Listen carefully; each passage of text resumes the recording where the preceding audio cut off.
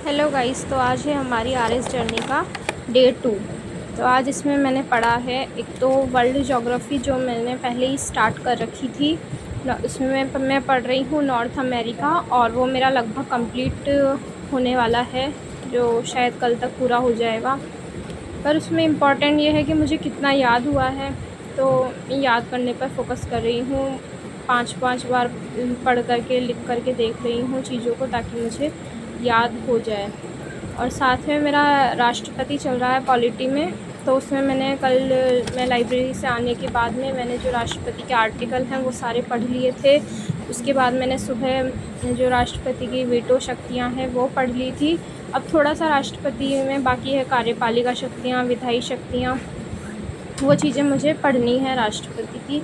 और साथ में मैंने आज इंग्लिश में 1 वर्ड के 2 पेज किए थे नीतू मैम की बुक से। और इंग्लिश हिंदी में पर क्या होता है कि 1-2 दिन तो पढ़ लेते हैं, पर फिर कंटिन्यूटी छूट जाती है। तो मैं कोशिश करूँगी कि डेली पढूँ, और साथ में मैं इसमें वीडियो में आपके लिए क्वेश्चंस भी डाल रही हूँ, ताकि आपका भी वीडियो के साथ में कुछ प्रैक्टिस हो जाए। अगर आपने टॉपिक पढ़ रखा है तो आपको क्वेश्चन आ जाएगा, और अगर आप भूल गए हो, रिवाइज़ कर लो एक बार।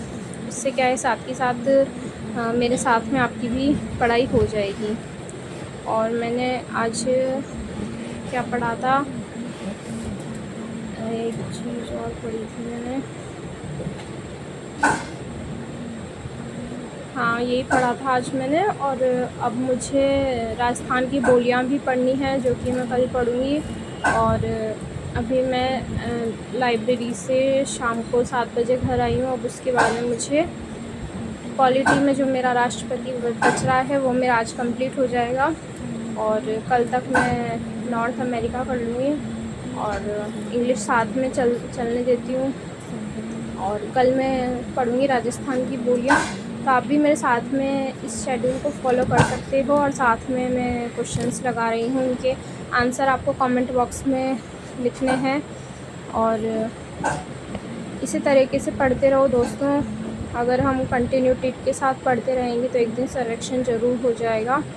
और सबसे इम्पॉर्टेंट है कि आपको कितना याद हो रहा है, ये ज़रूरी नहीं है कि आप कितनी देर पढ़ने बैठ रहे हो, ये ज़रूरी है कि कितना आपका आउटपुट निकल रहा है, कितना आपको याद हो रहा है। इसलिए किसी भी चीज़ को पढ़ो तो उसको 5 बार पढ़ो, लिख करके पढ़ो, और फिर बुक बंद करके आप सोच सकते हो कि आपने पढ़ा क्या। इसे कहते हैं एक्टिव रिकॉल करा करो चीज़ों को, कि मैंने ये पढ़ा, और वो आपको नहीं याद आए तो फिर आप बुक खोल करके देख सकते हो।